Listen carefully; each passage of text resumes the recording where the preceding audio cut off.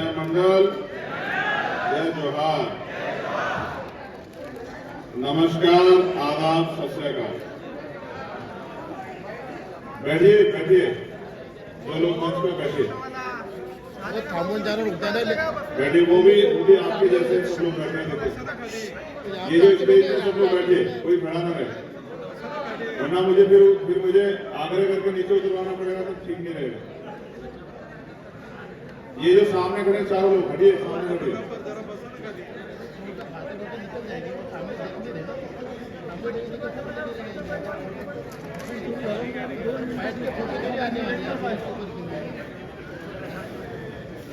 नागपुर की ये ऐतिहासिक धरती, जिसको दुनिया में सम्मान किया जाता है, और आज इस महान ऐतिहासिक धरती पर आजाद समाज पार्टी काशीराम के तत्वाधान में विशाल प्रबुद्धजन सम्मेलन का आयोजन किया गया है। और जैसा उपासक जी ने कहा, उन्होंने मुझसे कहा था कि आपको महाराष्ट्र के कार्यकर्ताओं से मिलने आना है। ये उनकी डिमांड भी है और ये उनका निवेदन भी है। तो मैंने उनसे कहा कि फिर ऐसा दिन चुनना कि दोनों काम हो जाए। मैं उनका निवेदन और डिमांड पे भी खरा उतर जाऊं, और उस ऐतिहासिक दिन मैं धम्मचक्र प्रवर्तन दिवस के रूप में दीक्षा भूमि को नमन भी करूं। और सम्मानित साथियों, मैं सर्वप्रथम आपको बधाई देता हूं, क्योंकि आज हम लोग 69वां धम्मचक्र प्रवर्तन दिवस इस रूप में मना रहे हैं कि बाबा साहब अम्बेडकर ने अंधविश्वास, पाखंडवाद, तमाम तरह की बुराइयों से निकलने के लिए 14 अक्टूबर 1956 को हमें धम्म का मार्ग दिया था। और उस मार्ग पर चलकर हमने अपनी बहुत सारी परेशानियों को खत्म करने के लिए और बहुत सारी कुरीतियों को त्यागने का जो साहस दिखाया है, इसके लिए मैं आप सबको बहुत बहुत साधुवाद भेंट करता हूं, आपका आभार प्रकट करता हूं। सम्मानित प्रबुद्धजनों, आज का ये कार्यक्रम महत्वपूर्ण कार्यक्रम है। इसमें मुझे खुद से ही थोड़े प्रयास करने पड़ेंगे, जिससे कि मैं अपनी बात को आसानी से आपके सामने रख पाऊं। कुछ लोग ऐसे भी हैं जो समय की कमी के कारण स्वागत नहीं कर पाए। मैं उनका स्वागत उन्हीं के यथास्थान से दिल से स्वीकार करता हूं। और एक लंबा समय आपको इंतजार करते भी हो गया, तो देरी से आने के लिए मैं आपसे क्षमा भी चाहता हूं कि हमें आने में देरी हुई। लेकिन प्रियजनों, ना देर से आने का कोई मन था और ना ही आपके स्वागत को रोकने का कोई मन था। मन में बहुत सारी पीड़ाएं, बहुत सारी तकलीफ, बहुत सारे सवाल और आपके जरिए उनके जवाब, इन बातों के साथ समय आगे बढ़ रहा है। मैं बहुजन समाज में जन्मे सभी संतों, गुरुओं और महान पुरुषों को नमन करता हूं, और उनमें भी महामानव तथागत बुद्ध से लेकर जगत गुरु सदगुरु रविदास जी महाराज, गुरु नानक देव, गुरु कबीर, गुरु वाल्मीकि, संत गाडगे जी महाराज, नारायण गुरु, और यहां महाराष्ट्र की धरती पर जन्मे राष्ट्रपिता ज्योतिबा फूले को उनके चरणों में श्रद्धा के सुमन अर्पित करते हैं। आप उनको महाराष्ट्र में महात्मा कहते हैं, हम लोग उनको राष्ट्रपिता कहते हैं, क्योंकि आधुनिक भारत के निर्माण की जो नींव रखी है वो इसी महाराष्ट्र की धरती से, पुणे की धरती से रखी गई है।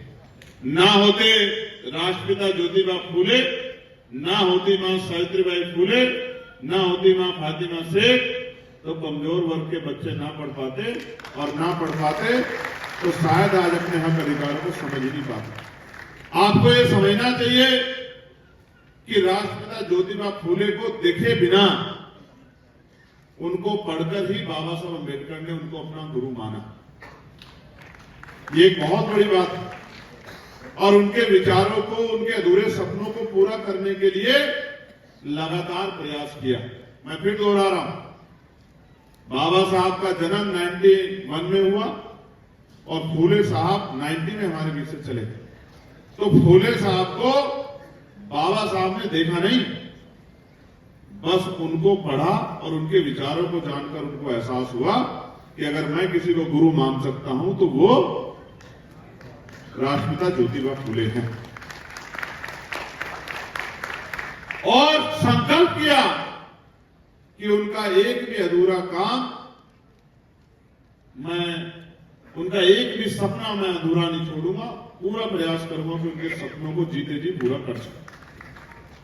फिर छत्रपति साहू जी महाराज, जिन्होंने 1902 में, हम तो सिर्फ इस बात के साथ उनको जानते हैं, कहते हैं कि उन्होंने आरक्षण की व्यवस्था कर दी थी, लेकिन सच ये सिर्फ इतना ही नहीं, उन्होंने आरक्षण की व्यवस्था तो की थी, ये तो बात सच है, लेकिन सामाजिक न्याय, सामाजिक परिवर्तन, मानवता और भाईचारे का जितना बड़ा संदेश उन्होंने दिया, उसकी कोई दूसरी मिसाल दिखाई नहीं देती। आजकल तो कोई अधिकारी कर्मचारी हो जाता है तो जिनमें से निकल के आता है उनसे मुंह मोड़ लेता है, उनसे हाथ छुड़ा लेता है। उन्होंने तो उस समय कामले साहब को चाय की दुकान खुलवाकर खुद उस पर बैठकर चाय पीकर इस तरह के भाईचारे का संदेश दिया था पूरे राज्य को कि कोई छोटा नहीं है, कोई बड़ा नहीं है, कोई राजा नहीं है, कोई रंग नहीं है, कोई ऊंचा नहीं है, कोई नीचा नहीं है, सब लोग बराबर हैं। और उन्होंने इसको सामाजिक न्याय के रूप में 1902 में आरक्षण की व्यवस्था कराकर हम सब लोगों के सामने रखा। और अपने जीते जी बाबा साहब अम्बेडकर को आर्थिक मदद करके कि वो अपने जो है पत्रकारिता के कार्य को आगे बढ़ा सके, अपने जीते जी छात्रावास खोल के, अपने जीते जी स्कूल खोल के उन्होंने हक वंचित समाज को मुख्य धारा में लाने का बहुत बड़ा प्रयास किया। और एक सभा में यही महाराष्ट्र में बाबा साहब अम्बेडकर का हाथ उठाकर भी सामने बैठे समाज को ये बताने का काम किया था कि आप राष्ट्रीय नेता कौन है, आपको किसके साथ खड़ा होना चाहिए। ये एक बहुत बड़ा काम छत्रपति साहू जी महाराज करके थे। और बाबा साहब अम्बेडकर के सब के बारे में तो जितना कह दिया जाए वो कम। हम एक बार को अपना अपमान बर्दाश्त कर सकते हैं, अपना उपहास बर्दाश्त कर सकते हैं, अपने परिवार का अपमान बर्दाश्त कर सकते हैं, अपने परिवार का उपवास बर्दाश्त कर सकते हैं, लेकिन बाबा साहब अम्बेडकर के विषय में अगर कोई एक शब्द भी बोल जाता है, एक शब्द भी, इसका उदाहरण भी बताऊंगा मैं, हाँ भाई बात नहीं कहता, इसका उदाहरण भी बताऊंगा। कोई बाबा साहब अम्बेडकर के स्टैचू को छू लेता है, उनके स्टैचू को नुकसान पहुंचाता है, उनकी तस्वीर को भी नुकसान पहुंचाता है, तो हमारे कलेजे में ऐसा लगता है कि जैसे हम पे चाकू चल गया है, जैसे हम पे गोली चल गई है। बाबा साहब तो हमारे लिए उस हमारे हृदय में, हमारे मन में, हमारे मस्तिष्क में उस तरह का स्थान ग्रहण करे हुए जो मिटाई से मिट नहीं सकता। अभी हमारे सम्मानित गायक जो हैं वो कह रहे थे कि बाबा साहब को मिटाया नहीं जा सकता। बाबा साहब को नहीं, ना हमारे वजूद को। बाबा साहब तो ऐसे अमिट छाप है, जब तक हम रहेंगे और देश का इतिहास रहेगा बाबा साहब अजर अमर रहेंगे, बाबा साहब को कोई नहीं मिलेगा। मैं इसका उदाहरण भी आपको बताता हूं। अभी मध्य प्रदेश में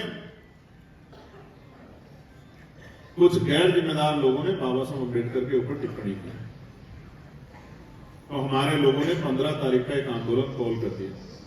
और आंदोलन, हालांकि मैं उस आंदोलन का समर्थक नहीं हूं क्योंकि मैं तो संविधानवादी व्यक्ति हूं। उन्होंने कहा इस नालायक को हम लोग 1 लाख जूते मारने का काम करेंगे वहीं जाके ग्वालियर में, जिसने बाबा साहब अम्बेडकर के ऊपर टिप्पणी करने का। और इस तरह का माहौल बना पूरे प्रदेश में कि सरकार को इन्वॉल्व होना पड़ा, तमाम पार्टियों को इन्वॉल्व होना पड़ा, उसके हिस्से में अपमान आया और अंत प्रशासन ने आग्रह किया कि ये आंदोलन आप ना करो, हम आपकी शक्ति से वाकिफ हैं, इसने गलती की, हम इसके खिलाफ FIR कर रहे हैं, कार्रवाई करेंगे और इसको छोड़ेंगे। ये बात मैं आपको इसलिए बता रहा हूं कि आपको पता होना चाहिए कि देश में क्या चल रहा है। सम्मानित प्रभुजनों, मैं इस कार्यक्रम को सफल बनाने के लिए हमारी जो महाराष्ट्र की जो टीम है उसमें जिन साथियों ने योगदान किया है, मैं उनका बहुत बहुत धन्यवाद करना चाहता हूं।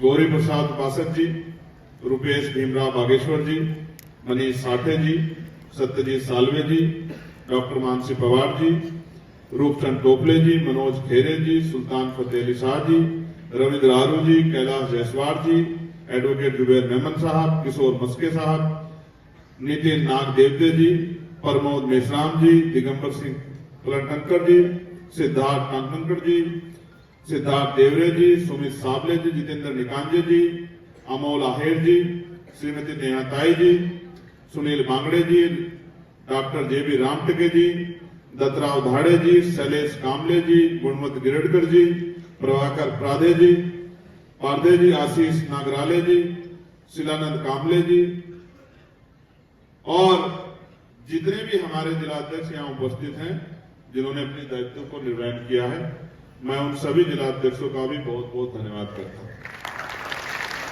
और इनसे ज्यादा धन्यवाद करता हूं मैं आपका। इसका कारण भी मैं आपको बताता हूं।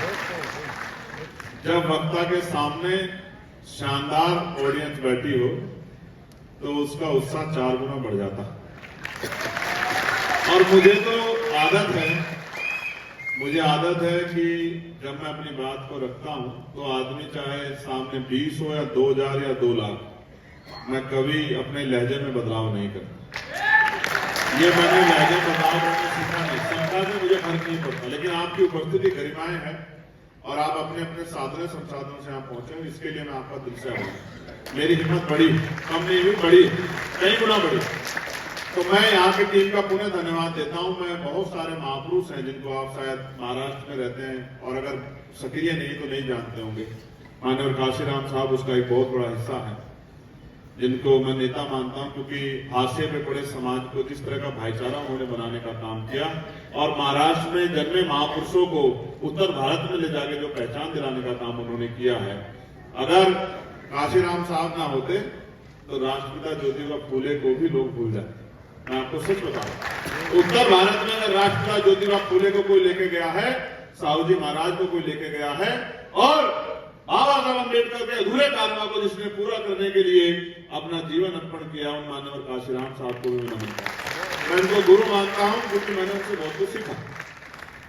संतराम बी प्रजापति जी, मामना राम वर्मा जी, बाबू जगदेव प्रसाद कुशवाहा जी, जननायक कपूरी ठाकुर जी, परमानंद लोधी जी, ये तमाम महापुरुष भी पिछले महापुरुषों से पढ़ के उनको जान के उनके रास्ते पे चले। जब आप मुझे सुनेंगे तो आपको एहसास होगा कि मैं इतने सारे महापुरुषों के नाम लेता हूं कि बहुत सारे लोग तो सोचते हैं कि ये कौन साहब है, हम तो इनको जानते ही। तो जानना इसलिए जरूरी है कि बाबा साहब अम्बेडकर कहते थे जो समाज अपना इतिहास नहीं जानता वो कभी भविष्य का निर्माण नहीं कर सकता। मैं मुख्य बात कर रहा हूं। मैं वास्तविकता में आपको बधाई तो दे चुका हूं धामचक परिवर्तन दिवस की, लेकिन मैं वास्तविकता में पीड़ा में और मैं आज आपसे अपनी पीड़ा का इजहार करना चाहता हूं। आप जानते हैं देश का माहौल अच्छा नहीं। एक तरफ अभी कुछ दिन पहले उत्तर प्रदेश में हरिओम वाल्मीकि को पीट के मार दिया और पीटा भी ऐसे नहीं, जानवरों की तरह पीटा, जानवरों की तरह। जब तक वो मर नहीं गया तब तक उसको पीटते रहे। ऐसे लोगों को इंसान नहीं माना जा सकता जो किसी की जान लेने को अपनी ताकत समझते हैं। और मैं उसको ताकतवर भी नहीं मानता जो किसी कमजोर पे जुल्म करता है।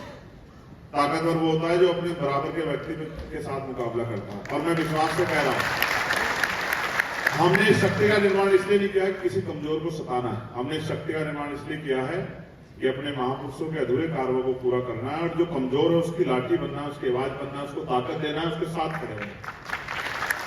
प्यारे साथियों, एक हमारे एडीजी लेवल के अधिकारी ने सुसाइड कर दिया। चंडीगढ़, हरियाणा, पंजाब की जो राजधानी चंडीगढ़ में सुसाइड कर दिया। वाई पूरण कुमार जो आईजी लेवल के हमारे अधिकारी थे, उन्होंने खुद को गोली मार ली उनकी पत्नी आईएएस है और बड़े दुख के साथ बता रहा हूं कि पिछले 6-7 दिन हो गए उन्होंने, उनके परिवार ने अभी तक उनके पार्थिव शरीर का अंतिम संस्कार नहीं किया। उनकी पत्नी ने मना कर दिया है कि जब तक जिनकी वजह से मेरे पति ने ये कदम उठाया, जब तक उन पर कार्रवाई नहीं होगी, उनको उनके पदों से नहीं हटाया जाएगा, उनको जेल नहीं भेजा जाएगा, मैं अपने पति का अंतिम संस्कार नहीं करूंगा। और वो पार्थिव शरीर मोर्चरी में सड़ रहा है न्याय के लिए। मैं आपको बात इसलिए बता रहा हूं, वो आईपीएस कैडर के थे, लेकिन वो एक लंबी सेवा करके आईजी लेवल के अधिकारी हो गए। एक आईजी लेवल का अधिकारी जिसकी पत्नी, खुद की पत्नी आईएएस हो, सर्वोच्च सेवा का हिस्सा हो, उसी प्रदेश के सीनियर कैडर की मेंबर हो, उनके साले पत्नी के भाई विधायक हो, उनकी पत्नी के भाई की बहन कमिश्नर हो, जब इस परिवार को न्याय नहीं मिल रहा है तो आम गरीब व्यक्ति की स्थिति क्या होगी? ये बहुत बड़ा प्रश्न उन सब लोगों के सामने। और सबसे बड़ा अपमान मुझे ये महसूस हुआ कि पहली बार एक बुद्धिस्ट व्यक्ति चीफ जस्टिस ऑफ इंडिया बना और उनके ऊपर जिस तरह से जूता फेंका गया, ये जूता उनके ऊपर नहीं फेंका गया, ये पूरे हक वंचित समाज के मुंह पे तमाचा मारने के लिए जूता फेंका गया, ये एहसास कराने के लिए कि आप किसी भी कुर्सी पे बैठ जाओ, हम आपको उसी नजरिए से देखेंगे जिस नजरिए से भारत की सामाजिक व्यवस्था में हजारों साल हमने आपको रखा है। ये बहुत बड़ा तकलीफ दे वो। मेरी आदत है कि मैं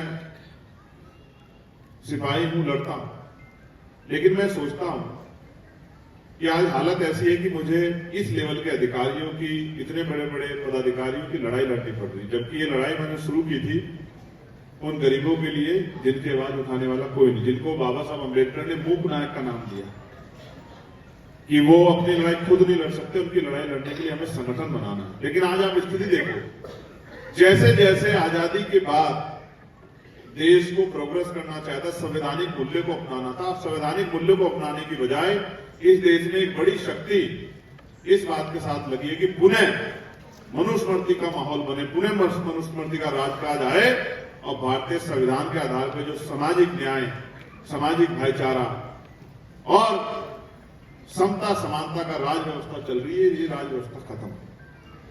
ये बहुत बड़ा सवाल। हालांकि चीफ जस्टिस ऑफ इंडिया ने भगवान बुद्ध के रास्ते पर चलते हुए उस व्यक्ति को माफ कर दिया, लेकिन माफ करना ठीक है, लेकिन इस देश की पुलिस व्यवस्था की जिम्मेदारी बैठती थी कि चलिए उन्होंने माफ कर दिया, लेकिन जिसने जो अपराध किया उस पर मुकदमा दर्ज करके उतनी कार्रवाई करते कि उस आदमी को सबक मिलता। क्योंकि अगले दिन मैंने देखा कि वो आदमी बैठ के ये कह रहा था कि मैंने कुछ गलत नहीं किया, लेकिन अगर उसको सबक सिखा दिया जाता तो उसको पता लग जाता उसने गलत किया है, सही किया। प्यारे साथियों, महाराष्ट्र मैं 1 जनवरी को आता हूं, इस बार मैं अक्टूबर में आ गया। जब मैं महाराष्ट्र आता हूं तो जब मैं चलता हूं उत्तर प्रदेश से दिल्ली के रास्ते, तो मैं बड़ा बढ़िया मजबूत जैकेट पहन के प्लेन में बैठता हूं, लेकिन जैसे ही मैं वो प्लेन यहां उतरता है पुणे में या मुंबई में, तो वो जैकेट मुझे उठा के रखनी पड़ती है। इसका मतलब ये है कि वहां से यहां की दूरी में तापमान बदल जाता है, लेकिन समस्या नहीं बदलती। जो समस्या वहां है वही समस्या यहां भी हमारे लोग, अभी मैं कर्मचारियों की मीटिंग में गया था, बड़े बड़े लेवल के अधिकारी कर्मचारी थे, उनकी मीटिंग में गया था, तो वो भी मुझसे समस्या समस्या समस्या ही बता रहे थे। मेरी आवाज आ रही है ना? तो वो भी मुझसे कह रहे थे ये समस्या है, ये समस्या है, ये समस्या है, ये समस्या है, ये समस्या। मैं सोच रहा था कि ये सब लोग वो हैं जो हजारों लोगों की लड़ाई लड़ सकते, इन पे भी समस्या है, और जिस गांव देहात में मैं जाता हूं वहां भी समस्या है, तो खुशहाल लोग कहां? तो खुशहाल लोग वहीं होते हैं जहां बाबा साहब अम्बेडकर ने जो कहा कि political power is the master की, इज द मास्टर की। जहां राजनीतिक शक्ति होती है वहीं खुशहाली होती है, क्योंकि भारत लोकतांत्रिक व्यवस्था में है। जिनके हाथ में कलम की ताकत है, वही बदलाव कर सकते हैं, वही बदलाव की रेखा को आगे बढ़ा सकते हैं, वही पॉलिसी बना के लोगों को लाभ दे सकते हैं। तो यहां ये लगता है कि यहां बहुत लोग पीछे। महाराष्ट्र में मैं आता हूं, सांस्कृतिक मूवमेंट बहुत जो शानदार है, दिल खुश हो जाता है, हिम्मत बढ़ जाती है, ऊर्जा बढ़ जाती है। यहाँ पुरुषों से ज्यादा महिलाओं में सांस्कृतिक मूवमेंट के बीज दिखाई देते हैं। मैं जब पुणे जाता था तो कई कई दिन महिलाएं चल के वहां पहुंचती थी राष्ट्रपिता ज्योतिबा फुले को उनके जो है जन्मदिन पे वहां फूल पुष्प चढ़ाने के लिए। जब मैं 14 अक्टूबर का कार्यक्रम देखता हूं तो मुझे दिखता है लाखों लोग, 4-5 लाख लोग जो हैं वो आ रहे हैं पुष्प चढ़ाने के लिए, दीक्षा भूमि को नमन करने के लिए, चैत्य भूमि के कार्यक्रम को नमन करने के लिए लोग जाते हैं। फिर मैं 14 अप्रैल का कार्यक्रम देखता हूं तो जगह जगह पे चौराहों पे बहुत बड़े बड़े कार्यक्रम होता है, आयोजन होते हैं, रंग लगता है, फूल होते हैं, तमाम मिठाई बांटती है, सब कुछ होता है। और जब मैं भीमा कोरेगांव जाता हूं तो देखता हूं पूरा पुणे शहर जो है वो नीले रंग में हो गया है, चारों तरफ स्टेज लगते हैं, बड़े बड़े आयोजन होते हैं, नाच गाने होते हैं। मैं अपने मन में सोचता हूं, हालांकि मुझे नहीं पता ये बात मेरी आपको अच्छी लगेगी, तो मैं समझता हूं कि भाई अब इनका मिशन पूरा हो गया है, क्योंकि इनका मिशन तो आज का यही था कि नाच गाना करके, बढ़िया डीजे बजा के, बढ़िया भोजन वो करके, बढ़िया जो है फूल बरसा के, बढ़िया रंग लगा के हमें ये भीमा कोरेगांव शौर्य दिवस मनाना।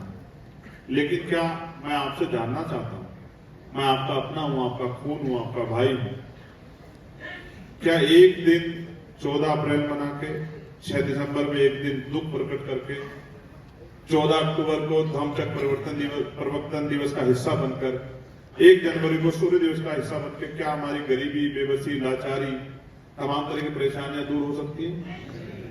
जोर से बताइए, हो सकती है? तो मैं जब सांस्कृतिक मूवमेंट देखता हूं मेरा बड़ा दिल खुश होता है। जब मैं धार्मिक मूवमेंट देखता हूं, या उधर येवला जाते हैं, यहाँ बाबा साहब ने स्टेटमेंट दिया था कि मैं हिंदू धर्म में पैदा हुआ है, मेरे बस की बात नहीं थी, लेकिन मैं हिंदू धर्म में मरूंगा नहीं, ये मेरे बस की बात है। तो मैं वहां भी जाता हूं, वहां भी बड़ी संख्या में लोग देखता हूं। लेकिन राजनीतिक मूवमेंट हमारी कहां, राजनीतिक शक्ति हमारे पास कितनी? पता नहीं, मुझे ऐसा लगता है कि महापुरुषों की 2-4 बातें आपने मानी, बाकी बातों को छोड़ दिया। पता नहीं क्यों हुआ ऐसा। देखो एक बात आप जानो, ये लोकतांत्रिक देश, और लोकतांत्रिक देश का आधार यह है कि जिनका वोट होगा उनका राज होगा, यानी कि जहां बहुमत होगा वहीं शासन होगा, और जिनका बहुमत होगा वो पॉलिसी बना के उनके जो लोग हैं उनको आगे लाने का, प्रदेश को, देश को आगे लाने का काम करें। ठीक है, आप ये महसूस करो, जो महाराष्ट्र पूरे देश को रास्ता दिखाता, जिस महाराष्ट्र ने अन्याय, अत्याचार, भेदभाव के खिलाफ सैकड़ों सालों से जंग लड़ी है, जंग, और जंग लड़के उसकी जड़ों को कमजोर करने का काम किया, उनको घुटनों पे लाने का काम किया है, उस महाराष्ट्र में हमारी राजनीतिक शक्ति कमजोर क्यों? मैं तो आता नहीं, बचता था। अब मुझे उपासक जी ने मुझसे आग्रह किया कि आप आओ। मैं इनको कहता था कि महाराष्ट्र के लोग मुझसे ज्यादा समझदार हैं, वो अपना अच्छा बुरा जानते हैं, तो वो अपने आप उनको निर्णय लेने दो। लेकिन अब इन्होंने मुझसे कहा कि महाराष्ट्र के लोग आपकी तरफ देख रहे हैं, वो आपसे उम्मीद कर रहे हैं, क्योंकि हमारे बहुत सारे नेताओं ने सरेंडर कर दिया है या पीछे के पर्दे के पीछे हाथ मिला लिया है, उनकी निगाह आपकी तरफ है कि ये आदमी हमारा हाथ नहीं छोड़ेगा, ये आदमी हमें कमजोर नहीं करेगा, ये आदमी हमें आगे करके पीछे नहीं भाग जाए, क्योंकि आप जान की बाजी लगाते हो। और हरियाणा, ये इसके महाराष्ट्र के लोग बड़े ड्रेसिंग है, वो आपको बड़ा पसंद करते हैं कि ये आदमी हमारे लिए कुछ कर सकता है। और आप ये भी जानते हो, मैं तो सोचता हूं कि मेरे भोले समाज के हाल क्या है। कुछ नहीं करना है, सिर्फ आंदोलन चला के लोगों को वोट के लिए तैयार करना। पहले जब राजतंत्र था, तलवारें चलती थी, बंदूकें चलती थी, भाले चलते थे। भीमा कोरेगांव का भी युद्ध हुआ था ना, कितने लोग की जान गई। तमाम पर वो होते थे, तोपें चलती थी, गोलियां चलती थी, तलवारें चलती, चाकू चलते थे, हाथी पे, ऊंट पे, घोड़ों पे युद्ध होते थे, हजारों लोग मर जाते थे, तब राजकाज चलता था।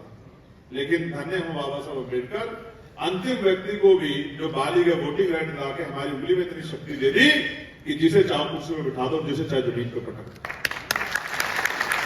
लेकिन मैं बाबा साहब को तो धन्यवाद करूंगा, लेकिन आपको साधुवाद के अलावा और कर ही कह सकता हूं कि उन्होंने तो इतनी ताकत दे दी, लेकिन आप तो ना कुर्सी में बैठ पा रहे, ना किसी को पटक पा रहे। जो लोग आपके आंदोलन को खत्म कर देना चाहते हैं, जो लोग आपके संविधान को खत्म कर देना चाहते हैं, जो लोग आपके अधिकारों को लूट लेना चाहते हैं, वो कुर्सी में बैठे और आप लोग बैठ के तमाशा देख रहे हो। बड़ी चिंता की बात। जब इतना जागरूकता है सामाजिक मूवमेंट की, इतनी जागरूकता है सांस्कृतिक मूवमेंट की, इतनी जागरूकता है धार्मिक मूवमेंट की, तो फिर राजनीतिक मूवमेंट की जागरूकता में कमी क्यों?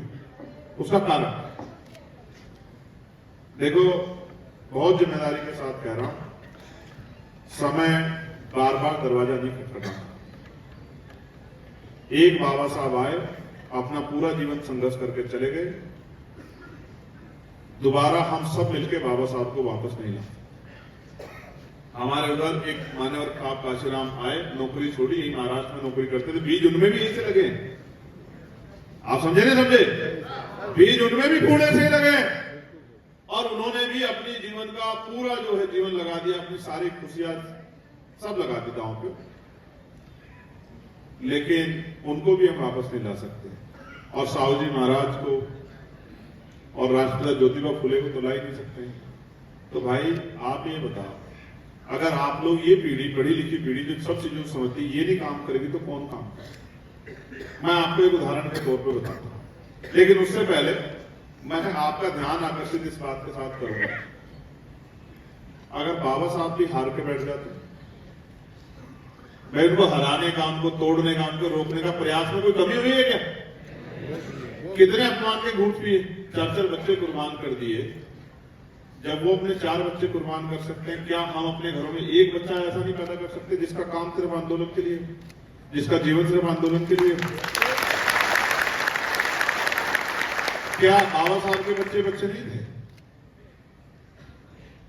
जब बाबा साहब ने अपने 4 बच्चे कुर्बान करके हमें यहां लाके खड़ा कर दिया, तो क्या आज हमें इतनी शक्ति क्यों कम हो गई है कि हम एक बच्चे को इस मूवमेंट के लिए समर्पित नहीं कर सकते?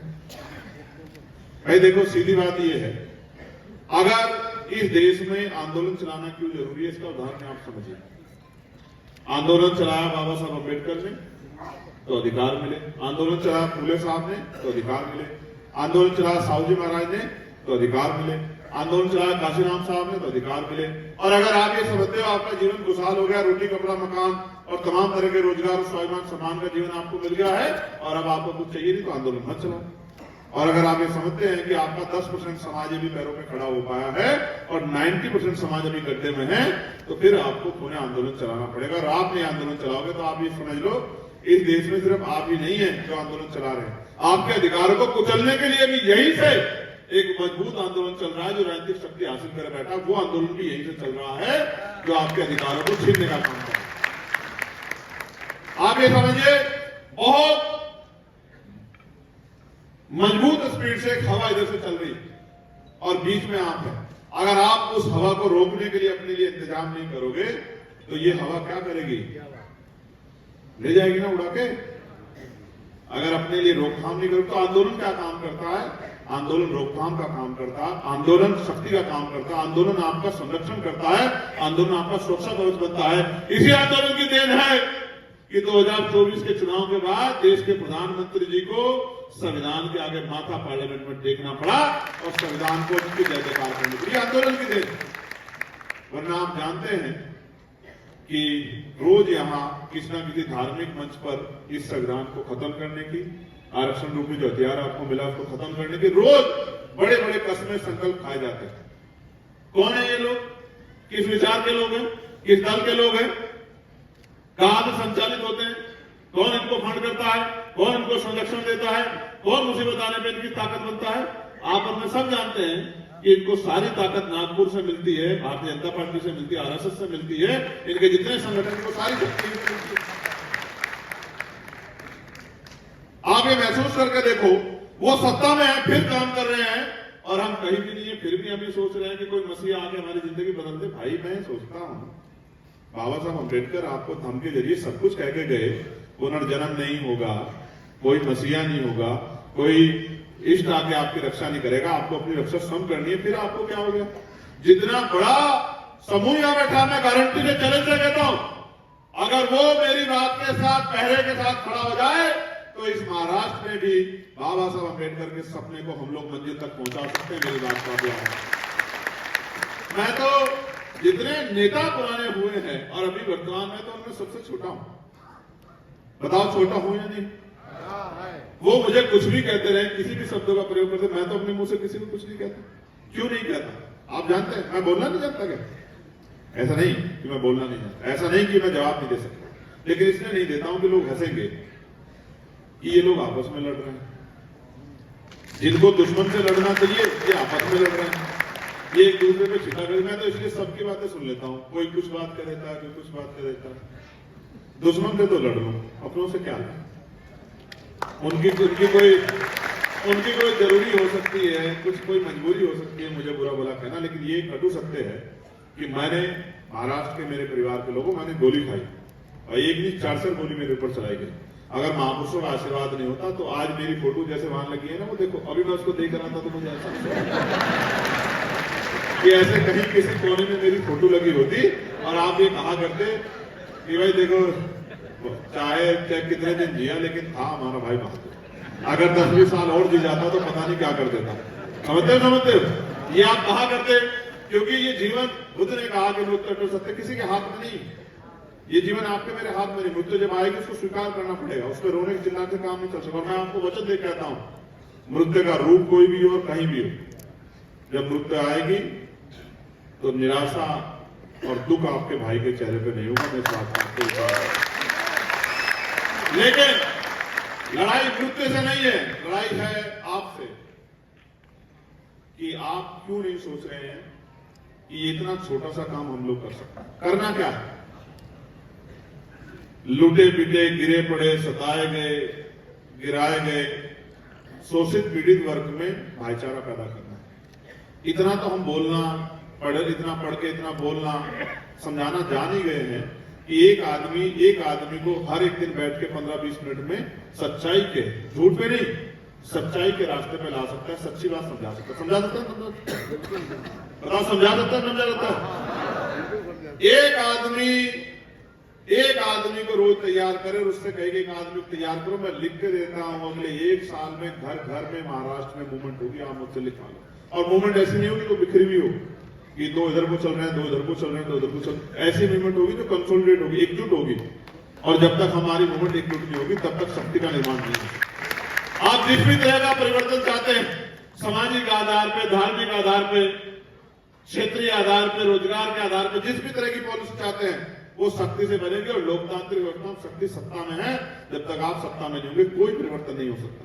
मैं महाराष्ट्र के भाइयों, जब दादर रेलवे स्टेशन का नाम बदल के बाबा साहब अम्बेडकर के नाम पर रखना होता तो मैं पार्लियामेंट में उसकी आवाज उठाने का काम करता हूं। जब दीक्षा भूमि पर अवैध पार्किंग बना के आप लोग आंदोलन करते हो तो आपकी मांग को पार्लियामेंट में उठाने का काम करता हूं। जब भी महाराष्ट्र के लोगों ने मुझे आवाज दी, चाहे परभनी का मामला हो, सोमनाथ, याद है नहीं याद है आपको?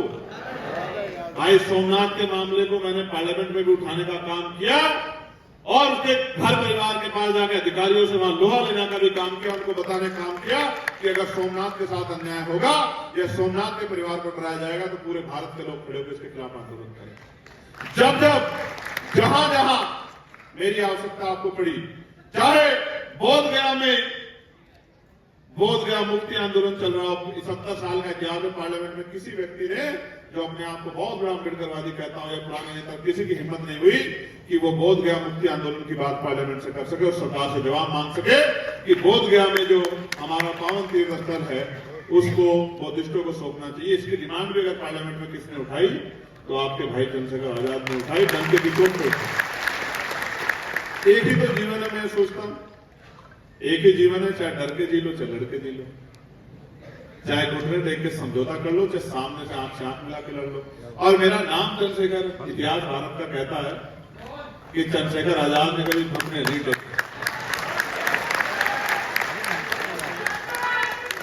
मैं आपका भाई चंद्रशेखर आजाद आज आपसे यहां अपील करने के लिए आया। मैं किसी को बुरा नहीं कह रहा हूं, सब अच्छे, सब मुझसे बड़े हैं, सब समझदार हैं, सबका राजनीतिक अनुभव ज्यादा है, लेकिन मैं आपको बहुत जिम्मेदारी से कह रहा हूं, एक मौका आप चंद्रशेखर आजाद को दो। अगर एक मौका आपने चंद्रशेखर आजाद को दिया तो मैं आपको लिख के देता हूं कि वो एक एक आदमी, एक एक चंद्रशेखर आजाद हर गांव तक हम लोग तैयार करने का काम करेंगे, जो जिसके लिए महापुरुषों का आंदोलन पहले होगा और अपना निजी जीवन बाद में होगा। वो अपने महापुरुषों के आंदोलन के लिए अपने खून का कतरा कतरा कुर्बान कर देगा, लेकिन आपसे धोखा नहीं करेगा। मैं आपको इस बात पर विश्वास करता हूं। आप महसूस करो मेरे प्रियजनों, महसूस करो। बाबा साहब ने कहा गुलाम को गुलामी का एहसास करा दो, अपनी बेटी स्वयं काट लेगा। गुलाम सब कुछ अपनी आंखों के सामने देख रहा है, किस तरह सरकारी नौकरी जाती है, किस तरह महंगाई बढ़ रही है, किस तरह निजीकरण हो रहा है, किस तरह जो है संविधान में प्रदत्त अधिकारों को, धार्मिक आस्था के अधिकारों को कुचला जा रहा है।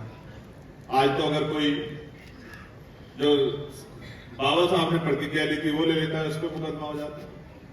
हो जाता नहीं हो जाता? हुआ ही नहीं हुआ, देश की राजधानी में हुआ ही नहीं हुआ। तो आप महसूस करके देखो कि क्या स्थिति बन गई है। मुस्लिम समाज के लोग हमारे बैठे हैं। जब एनआरसी का मामला आया तो चंद्रशेखर आजाद था।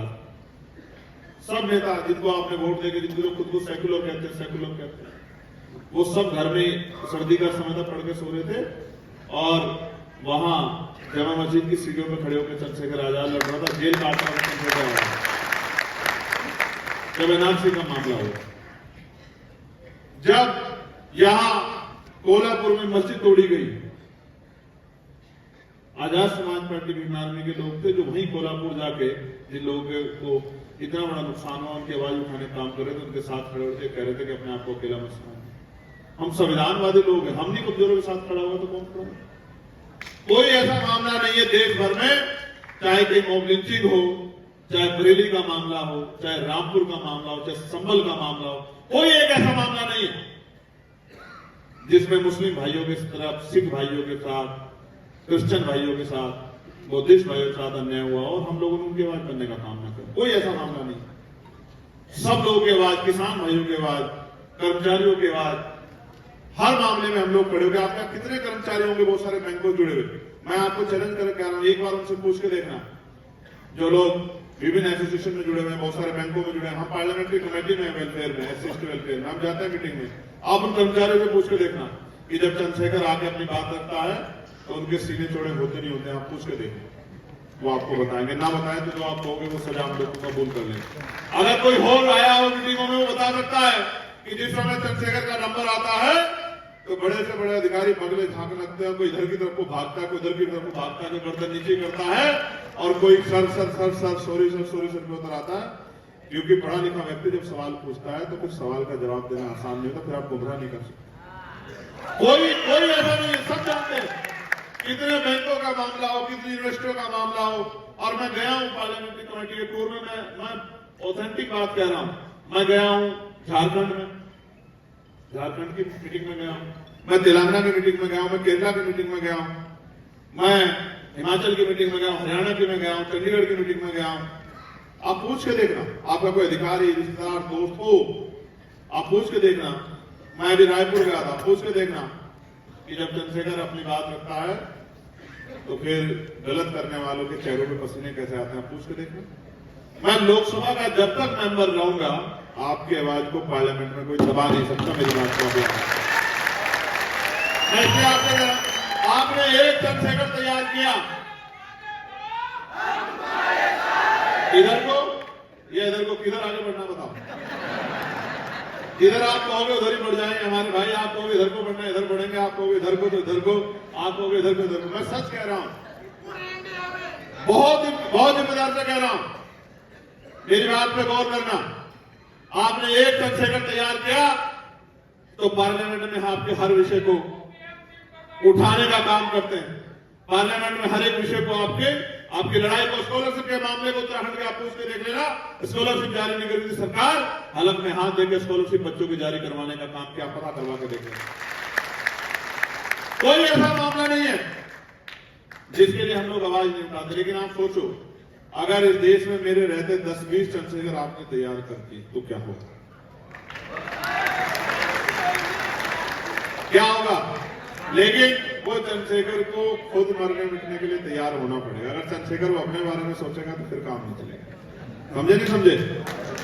तो वो चंद्रशेखर आपके बीच में बैठे हैं, इस मंच पे बैठे हैं, आपके पीछे बैठे हैं, कहीं कोने में खड़े होंगे, कहीं आज किसी स्कूल में पढ़ रहे हो, किसी यूनिवर्सिटी में पढ़ रहे होंगे। वो चंद्रशेखर आपसे दूर नहीं है। हो सकता है वो चंद्रशेखर किसी बड़े नेता का बेटा ना, किसी बड़े अधिकारी का बेटा ना। अगर नेता और अधिकारियों की समझ में आता, ऐसा नहीं कि उनको समझ में नहीं आता, लेकिन अगर उनको ही समझ में आता तो कोई गरीब का बेटा आगे नहीं निकल के आता। तो बाबा साहब अम्बेडकर तो इतने पढ़े लिखे थे, उन्होंने कहीं पे आंदोलन चला। काशीराम साहब तो क्लास 1 के अधिकारी थे, उन्होंने आंदोलन क्यों चला? आप समझो, ये महाराष्ट्र जननी है आंदोलन की। यहां तो कितने ऐसे नाम हैं, अगर मैं गिनाने लग जाऊंगा संत तुकाराम से लेके तो शाम हो जाएगी। संतोजी लाड़े, कितने नाम है अगर मैं गिनाने लग जाऊंगा। अन्ना भाऊ साठे, जिन्होंने अपनी कलम से, अपने विचारों से जो है समाज को हिला के रख दिया, समाज में शक्ति प्रदान की। लेकिन मैं आपसे फिर कह रहा हूं, सब कुछ हो सकता है, लेकिन आप ये सोचो, जो बात मैं आपसे कह रहा हूं, इस देश में, या मैं उस प्रदेश की बात कर लेता हूं, मैं बार बार आता हूं तो मेरे सामने एक बात आती है कि भैया जहां हमारी बस्ती थी वहां मॉल बना रहे हैं, वहां से मेट्रो की लाइन निकाल रहे हैं, हमें उजाड़ रहे हैं भैया, हमारे घर को छीन के छोटे से कमरे में हमें बंद कर रहे हैं। ये शक्ति कहां से है सरकार के पास कि आपको उजाड़ दे, आपका घर छीन ले, आपकी धार्मिक आजादी छीन ले, आपका धन छीन ले? कहां से आए? ये जनता ने वोट सिर्फ को दी। मैं जो बात कह रहा हूं उसको गौर करो। बिजली के दाम कौन तय करता भाई? कौन तय करता, जरा बताओ। पानी के दाम कौन तय करता है? इंडस्ट्री एरिया कहां लेगा, कौन तय करता है? किसको रोजगार मिलेगा नहीं मिलेगा, कौन तय करता है? आरक्षण का पालन होगा नहीं होगा, कौन तय करता है? कहां स्कूल खुलेंगे, कहां कॉलेज खुलेंगे, कहां यूनिवर्सिटी बनेगी, कौन तय करता है? कहां मेडिकल कॉलेज खुलेंगे, उनमें कितनी सीटें, कौन तय करता है? कहां उद्योग धंधे लगेंगे, किनको रोजगार मिलेगा, बिजली के दाम, पानी के दाम, किसानों की फसलों के दाम, महिलाओं को रोजगार मिलेगा नहीं मिलेगा, कानून व्यवस्था, ये कौन तय करता है? हम क्या है?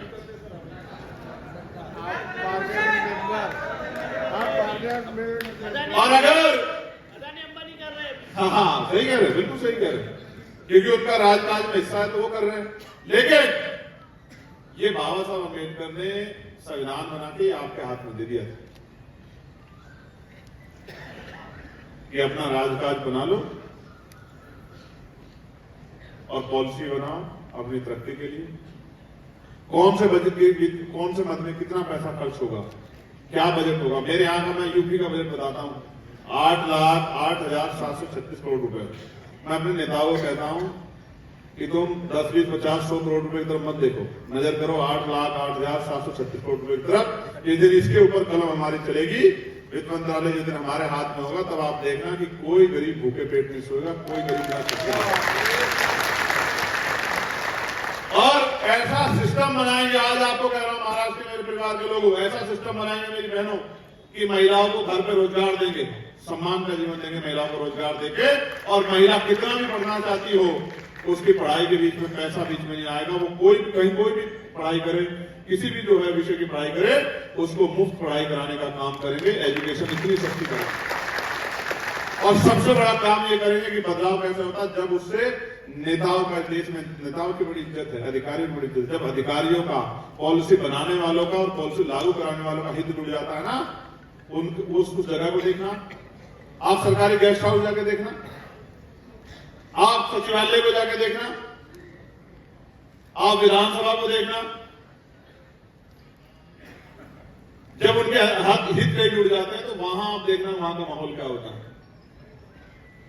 इसलिए आपको कह रहा हूं कि एजुकेशन पॉलिसी शानदार बनेगी कि जहां जिस स्कूल में, सरकारी स्कूल में किसान का बच्चा, मजदूर का बच्चा पढ़ेगा, उसी सरकारी स्कूल में डीएम का, एसएसपी का, सांसद का, विधायक का, मंत्री का बच्चा पढ़ेगा। आप देखना ऐसी शानदार एजुकेशन होगी। मैं नहीं कहता कि 2,000 रुपए देंगे, 4,000, मैं एक ही बात कहता हूं, वर्ल्ड लेवल की एजुकेशन पॉलिसी बनाएंगे कि 2,000 रुपए मिला ना मिले, लेकिन पढ़ लिख के आपका बच्चा 50,000 रुपए कमा के आपके आंखों पे आंसू पूछने का काम करेगा, आपको मुख्य धारा में लाने का काम करेगा।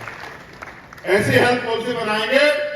मेरे पिता ने मेरे हाथों में दम तोड़ा था, मेरे आज भी याद है, 11 जनवरी 2013 मेरे जेब में पैसे नहीं थे, कोई नेता मेरा जानने वाला नहीं था, मैं अपने पिता को नहीं बचा पाया, मैंने उस दिन प्रण लिया था, उस दिन संकल्प कर लिया था कि इतनी ताकत बनानी है कि किसी के पिता की, किसी के भाई की, किसी की बहन, किसी पत्नी के बच्चों की जान पैसे कमी के कारण ना जाए। ऐसी हेल्थ पॉलिसी बनानी। इसलिए हेल्थ पॉलिसी तभी मजबूत होगी जब उसी हॉस्पिटल में डीएम का, एसएसपी का इलाज होगा, उसी हॉस्पिटल में मंत्री, विधायक, सांसद का और मुख्यमंत्री का इलाज होगा, जहां किसान और गरीबों के बच्चों का इलाज होता है। आप देखना क्या शानदार पॉलिसी बनेगी आपको, क्योंकि जब मंत्री जी का इलाज वहां होगा, जिलाधिकारी का इलाज वहां होगा, एसएसपी का इलाज वहां होगा, तो फिर वहां डॉक्टर भी होगा, दवाई भी वहीं से मिलेगी, टेस्ट भी सारे वहीं होंगे, सुविधाएं भी होंगी, साफ सफाई भी होगी और किसी तरह की परेशानी का सामना नहीं करना पड़ेगा। आज कानून व्यवस्था क्या है? आज कानून व्यवस्था ये है कि आप कितना बड़ा अपराध कर दो, आप खुलेआम घूमोगे और गरीब आदमी निर्दोष होकर जेल चला जाएगा, क्योंकि सत्ता में जो लोग बैठे हैं वो जिसको चाहे फंसा दे। तो कानून व्यवस्था इतनी शानदार करनी है, जैसे पेरियार साहब कहते थे कि महिलाएं कुछ किलोमीटर तक भी रात के अंधेरे में अकेली घुमाएं और सुरक्षित अपने आप को महसूस करें। जब तक ऐसी कानून व्यवस्था नहीं होगी तब तक उस कानून व्यवस्था को अच्छा नहीं माना जा सकता। तो ऐसी व्यवस्था लागू करेंगे कि किसी गुंडे की हिम्मत नहीं होगी, किसी गरीब की जमीन और उसकी बेटी या उसके परिवार सम्मान कर वहां उठा के देखे। ये लागू करेंगे, ये संकल्प हमने अपने दिल में किया है। और सपने देखना सीखो। सपने नहीं देखोगे तो पूरे कैसे करोगे? मैं नौजवानों से कहूंगा, जो पढ़ रहे हैं वो शानदार पढ़ाई करें, और इसलिए पढ़ाई ना करें कि नौकरी करनी है, इसलिए पढ़ाई करें कि ज्ञान हासिल करना है, और नौकरी भी करनी है तो क्लास बंद की करनी है। सपने के साथ पढ़ाई करें, और जितना आप इस सपने के साथ पढ़ाई करोगे तो छोटे छोटे सपने आपके अपने आप पूरे हो जाएंगे। सपना देखो, उनको पूरा करने के लिए मेहनत करो। इसलिए मैं जो नौजवान राजनीति में आ गए, जो काम कर रहे हैं, उनसे कहूंगा अपने अंदर क्षमता पैदा करो, ज्ञान हासिल करो, किताबें पढ़ो, महापुरुषों को पढ़ो, रोज अखबार पढ़ो, जानकारी रखो कि इकोनॉमिक्स में हम लोग कहां, आपको पता होना चाहिए कि पर कैपिटल इनकम क्या है, आपको जानकारी होनी चाहिए। आपको जानकारी होनी चाहिए कि आपके क्षेत्रों में कहां दो धंधे लगने का प्लान बन रहा है। आपको जानकारी होनी चाहिए किस क्षेत्र में कितना पैसा बजट सैंक्शन हुआ, किस काम के लिए, वो कितना लगा है। आपको जानकारी हासिल करनी पड़ेगी। आपको जब जानकारी होगी तभी आप सवाल पूछ पाओगे ना, जानकारी नहीं होगी तो कुछ नहीं कर पाओगे। मैं आपसे फिर कहूंगा, जो निजी हित के लिए जुड़ेगा वो टिकेगा नहीं, और जो समाज के हित के लिए जुड़ेगा वो रुकेगा नहीं। बिल्कुल सब सीधी बात। आपको मुझे मिलकर, और फिर ये सोचो, मत करो इंतजार कि बाबा साहब वापस आएंगे, मत करो इंतजार कि कोई और वापस आएगा। बस ये समझ लो कि हर व्यक्ति की जिम्मेदारी होती है कि वो अपने बड़ों का सपना पूरा करे। जब बाबा साहब ने जिम्मेदारी फूले साहब की अपने कंधों पे उठाई, और फूले बाबा साहब की जिम्मेदारी काशीराम साहब ने कंधों पे उठाई, यहाँ के बहुत सारे नेताओं ने कंधों पे उठाई, पूरा नहीं कर पाए, तो मेरी आपकी जिम्मेदारी बनती है कि हम उनका असल औलाद है, हम उनके असल वंशज है, तो हमें उनके अधूरे सपने को पूरा करना चाहिए। करना चाहिए नहीं करना चाहिए? बताओ, जोर से बताओ, करना चाहिए नहीं करना चाहिए? ऊपर वाले बताओ, करना चाहिए नहीं करना चाहिए? तो भाई करने के लिए फिर वो क्षमता पैदा करनी पड़ेगी, तब जाके बात आगे बढ़ेगी। आप जानते हो, पार्लियामेंट हो या सड़क, मैं लगातार संवैधानिक व्यवस्था में रहकर लड़ाई को लड़ता हूं। यहां के कई एमएलए हैं, मुझे नाम लिख के दिए, इतने छोटे हैं, मैं इनका नाम भी लेना अपनी जबान पे पसंद नहीं करता। ये जिनका एक एनसीपी के हैं, दो बीजेपी के, ये इतने छोटे हैं मेरे कद के आगे। ये मैं वो हूं जिसमें भारतीय जनता पार्टी के बराबर के टिकट है। समझ रहे? उनका तो अलायंस में कहीं मेरे पे बिना अलायंस के उनके बराबर से ज्यादा टिकट है, और ये वहां इनका खुद का टिकट भी सुरक्षित नहीं है। इन पे तो क्या बयान दे? ये तो बयान भी इसलिए देते हैं कि ये इस तरह का माहौल बना के रखें कि अगली बार इनका टिकट हो जाए और ये विधायक वजूद बन जाए। और किस दिन मेरी खोपड़ी घूमी और इधर हमारा अंदर काम हो गया, इनको मैं पार्षद नहीं बनने दूंगा। कहां चक्कर में पड़ते हैं? ये इसलिए बयान देते हैं, इनका और कुछ नहीं है। मैं सच बता रहा हूं आपको, ये इसलिए बयान देते हैं इस तरह के सांप्रदायिक माहौल बनाने के कि इनको थोड़ा सा लोकप्रियता मिल जाए, और मेरे जैसा कोई आदमी इनका मिल जाए तो इनका नाम ले तो पूरे देश में इनका नाम हो जाए। इन बकरियों का नाम लेके मैं कहां तो आप समझो मैं आपको क्या समझा रहा हूं। ये आपको आपके रास्ते में भटकाने के तमाम तरह के प्रयास करेंगे, और ये चाहेंगे कि आप इसी तरह के प्रयासों में फंसे रहे हो, लेकिन ये कभी आपको नहीं बताएंगे कि देश में वही लोग पॉलिसी बना सकते हैं जो लोकतांत्रिक व्यवस्था में सत्ता पे काम करते हैं। अगर आप एक वोट से भी हार गए तो बाहर बैठोगे और बाहर बैठ के आप पॉलिसी बनाते, आप तो घुस भी नहीं सकते विधानसभा में, लोकसभा में। तो इसलिए मैं आपको कह रहा हूं, आपको आज नहीं तो कल शक्ति बनानी पड़ेगी, और शक्ति बना के ही आप एक से एक शानदार पॉलिसी बना के, जैसे एक पॉलिसी बन जाए कि 0 फीस पे एडमिशन होगा, गरीब परिवारों के बच्चों का 0 फीस पे एडमिशन होगा, कमजोर वर्गों के बच्चों का 0 फीस पे एडमिशन। और मैं आपको लिख के देता हूं, जिनके अंदर आगे बढ़ने की आग होगी वो दिन रात एक करके लगा देंगे और इतनी बड़ी बड़ी कुर्सियों पर जाओगे कि ये जो लोग बयान देते हैं ना, ये उनको देखने के लिए भी ऐसे आंखें ऊंची किया करें। धन्यवाद तो बाबा साहब अम्बेडकर का कि उन्होंने हमें सब कुछ दिया है और संविधान में ऐसा ब्लूप्रिंट बना के गए हैं। एक साथी जो सीटी बजा रहा है, कहां है वहां पर,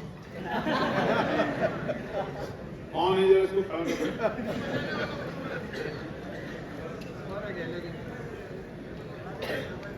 चलो छोड़ो, अब वो बजाएगा नहीं। आप ये सोचो, अब उससे पूछो कि मेरी बात पे सीटी बजा के उसका काम आगे बढ़ जाएगा या मेहनत करने से आगे बढ़ जाएगा। समझे नहीं समझे? देखो मैं आपकी बात क्यों समझा रहा हूं, और ये एक अच्छा माहौल है कि हम लोग बात कर रहे हैं। जब अध्यापक स्कूल में पढ़ाता है, बहुत गंभीरता सुना, आपके जीवन का हिस्सा रहा है ये पार्ट। जब अध्यापक स्कूल में पढ़ा रहा होता है, और जो बच्चे इस तरह का काम करते हैं, सीटी बजाने का, इधर उधर देखने का, झांकने का, आपस में बात करने का, तो मास्टर तो अपनी बात को अध्यापक को पढ़ा के निकल जाता, ये सोच के कि भाई मैंने पढ़ा दिया। कुछ बच्चे गंभीर होकर पढ़ते भी, लगातार पढ़ते, वही बच्चे प्रथम अंक प्राप्त करते हैं पूरे कॉलेज में, पूरी यूनिवर्सिटी में। और जो इस लेवल के बच्चे होते हैं, इधर सीटी बजाना, उधर देखना, इधर झांकना, उधर करना, तो जब पेपर में आता ना क्वेश्चन, तो भी वो इस हाल में होते हैं। तो तब तो कोई किसी की मदद नहीं कर पाता, क्योंकि सब लोग अपने अपने उसमें लगे, सबको पास होना है। तो उनका रिजल्ट क्या आता है? 0। क्या आता है रिजल्ट उनका? फिर वो घर जाकर कहते हैं कि मास्टर खराब था, मास्टर ने अच्छे नंबर नहीं दिए। मास्टर अच्छे क्या नंबर है, कुछ तो आपको भी करना पड़ेगा ना। तो बाबा साहब ने तो संविधान में ब्लूप्रिंट बना दिया और आपको ताकत दे दी, और पूरी व्यवस्था, आप ये भी देखो, पूरी व्यवस्था इलेक्शन कमीशन करता है। पूरी व्यवस्था, आपका पोलिंग बूथ बनाता है, आपकी वोटर लिस्ट बनाता है, घर घर पर्ची देता है। आपका काम जहां के है सिर्फ बटन दबाना, मोहर लगाना। अगर सोचो आपसे कह दिया जाता कि वे बूथ बनाने के पैसे आपको देने हैं, जो पुलिस सुरक्षा करके आए उनकी तनख्वाह आपको, उनके वेतन आपको देना, तो आप कहते हैं हमें गारंटी नहीं है वोट।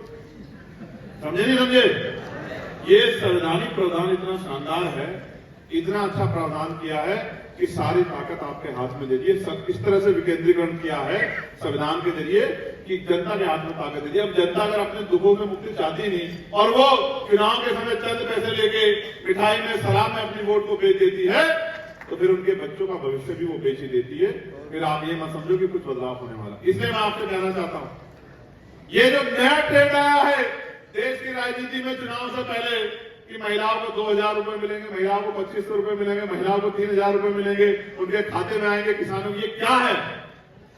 ये असल में वोट को खरीदने के लिए, आपके स्वाभिमान को खरीदने के लिए सरकारों की तैयारी है। क्योंकि सरकार ये जान गई है कि गरीब लोगों की असल दिक्कत सत्ता नहीं है, क्योंकि उनको सत्ता के बारे में तो पता ही नहीं, उनके पढ़े लिखे लोग नहीं आते, तो गरीब क्या जानता है। तो उनकी सबसे जरूरी है उनके लिए रोटी कपड़ा मकान, और उनके लिए चाहिए पैसे, तो आप उनको सीधे पैसे भेज दो, तो वो गुलामों की तरह में वोट करते रहेंगे। ये नया ट्रेंड आया आपकी वोट को खरीदने का, क्योंकि पहले तो रात के अंधेरे में वोट को खरीदा जाता था, चुपचाप को आता था कि पैसे ले लो हमें वोट दे देना। अब वो ट्रेंड बदल गया है। अब ये वो कहते हैं ना, सरकार हमारी कहती है कि अब ये वो हो गया है, क्या कहते हैं उसको, डिजिटल हो गया है। ये डिजिटल वोट खरीदारी हो गई है। पैसा फेंको तमाशा देखो। तो पैसा फेंक के तमाशा देख रहे हैं, लेकिन आप तो स्वाभिमानी लोग हैं, आपको तो समझना चाहिए कि इस पैसे से हमारा भला नहीं हो सकता। ये पैसा हमारी गुलामी से मुक्ति के लिए थोड़ा दिया जा रहा है। ये पैसा हमें कमजोर करने के लिए और हमारी ताकत ना बन जाए इसलिए दिया जा रहा है। इसलिए फिर आप कहते हो कि हमारी साहब हमारी जमीन छीन ली। अभी एक मेरे पास लेटर आया था, यही है 100 कुछ बीघे जमीन है, ये नीचे वाला ये वाला बड़ी फाइल 130 बीघे जमीन है, 400 दिन से आंदोलन कर रहे हैं।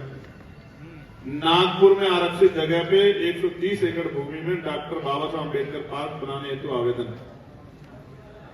400 दिन से आंदोलन कर रहे हैं, मैंने सुना। कितने दिन से है?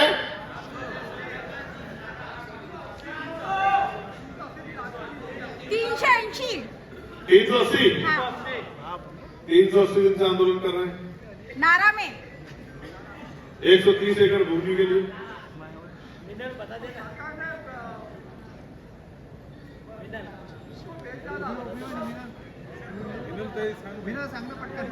नारा में हो रहा है आंदोलन 380 दिन से, और वहाँ पे पूरे ज्यादा एज की जो आंटी लोग हैं वो बैठे हैं नेशनल पार्क के लिए 130 ठीक है, के लिए। अब देखो 380 दिन से आंदोलन कर रहे हैं, और अभी वो माता जी मुझसे मिली थी, ताई मुझसे कह रही थी, आई बोली भैया अगर 6 महीने में नहीं बना चंद्रशेखर तो मैं यहीं वो कर दूंगी, शरीर त्याग दूंगी, बोली मुझसे। तो हमने कहा अम्मा काहे को जरूरत है? आप समझो 1 साल से ज्यादा समय बीत गया। इस 1 साल अगर हम लग के मेहनत कर लें तो ये नगर निगम के अंदर आता है महानगर पालिका में। तो अगर हम 1 साल मेहनत कर लें, अभी तो 1 साल का समय बचा नहीं है, तो महानगर पालिका में नीला झंडा लहर जाएगा और बाबा साहब का सिंबल वहां रखा जाएगा, और फिर कोई भी आंदोलन करने की जरूरत नहीं है। एक आवेदन दे देना तो अगले दिन जो है महानगर पालिका उसको जो है प्रस्ताव बना के पास कर देगी, आपका काम हो जाएगा। आप समझे ना, हम मुश्किल रास्ता क्या करते हैं, आसान रास्ता क्या नहीं है। अगर हम आसान रास्ते पे चल पड़े तो वो दिन दूर नहीं है। मैं आपको बहुत जिम्मेदारी की बात सामने बात कह रहा हूं। किसी भी समाज का नेतृत्व उस समाज का पढ़ा लिखा तबका करता है, और पढ़े लिखे लोगों की जिम्मेदारी है कि समाज को सही रास्ते पे लेके चले, क्योंकि वही जानते हैं कि देश प्रदेश में क्या चल रहा है, बाकी बहुत बड़े समाज को नहीं पता। तो पढ़े लिखे लोगों की जिम्मेदारी है कि वो गांव में लौटे, लोगों को समझाएं, बस्तियों में जाएं, लोगों को जागरूक करें और लोगों को समझाएं कि किस रास्ते से हमारी मुक्ति होगी और किस रास्ते से हम गड्ढे में गिरेंगे।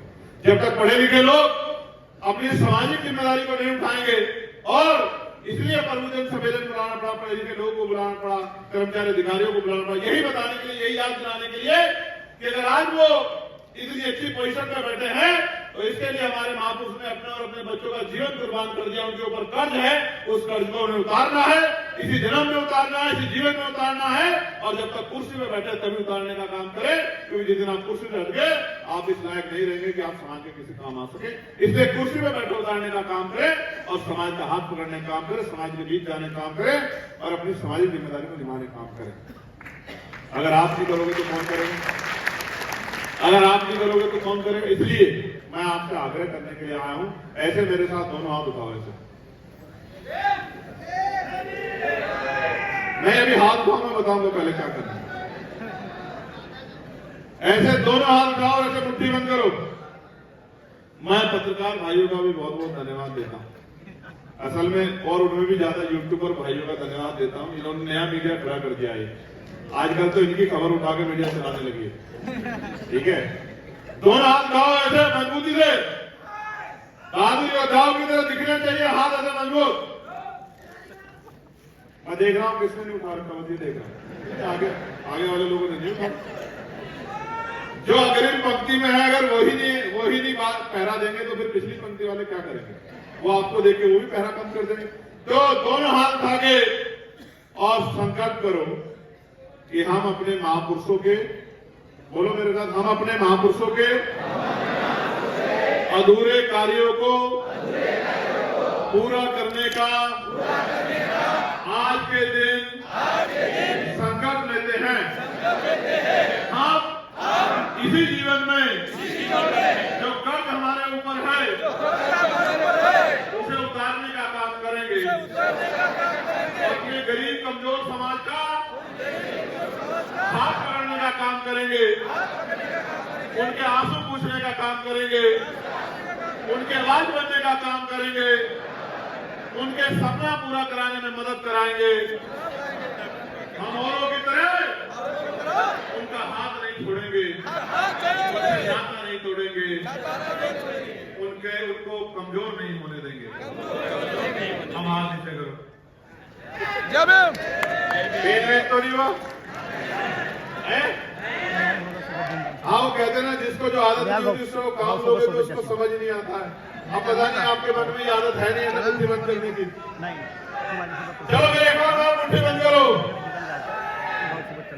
जय भीम, जय भारत, जय संविधान, जय मंडल, जय जोहार, भारतीय संविधान जिंदाबाद, भारतीय संविधान जिंदाबाद, हमारे महापुरुष जिंदाबाद, भारतीय संविधान जिंदाबाद, डॉक्टर बाबा साहब अम्बेडकरांचा, डॉक्टर बाबा साहब अम्बेडकरांचा। ज्यादा दिन आज रह गया मैं इधर तो मराठी जाऊंगा सीख। जब मैं मराठी सीख के उधर जाया करूंगा, जब मराठी सीख के उधर जाया करूंगा तो वो कहा करेंगे क्या तो हमें महाराष्ट्र ले चलो या फिर आप हिंदी बोल लिया करो। तो मैं कोशिश करता हूं कि आपके साथ खड़ा हो जाऊं। आपने इतना समय दिया, इतना प्यार दिया, इतनी बड़ी संख्या में आप आए। जिन लोगों ने आयोजन किया उनको बहुत बहुत साधुवाद। मैं पुनः आपका धन्यवाद करता हूं। एक मिनट रुक जाइए, एक मिनट रुक जाइए, बहुत महत्वपूर्ण चीज रह गई है। जल्दी से रुक जाइए, कान लगाइए, कान खोल के सुनिए, कान लगाइए। यहां से जाके काम करोगे नहीं करोगे बताओ? घर से निकल के संगठन को मजबूत करोगे नहीं करोगे बताओ? इस बार के लोकल बॉडी चुनाव में अपनी ताकत बनाओगे नहीं बनाओगे? अपने बीच के पढ़े लिखे लोग आगे बढ़ाओगे नहीं बढ़ाओगे? पैसे और प्रभाव के चक्कर में झुकोगे तो नहीं? एक अम्बेडकरवादी को ताकत देके वहां आगे बढ़ाओगे नहीं बढ़ाओगे? बहुत बहुत धन्यवाद। जय भीम, जय भारत।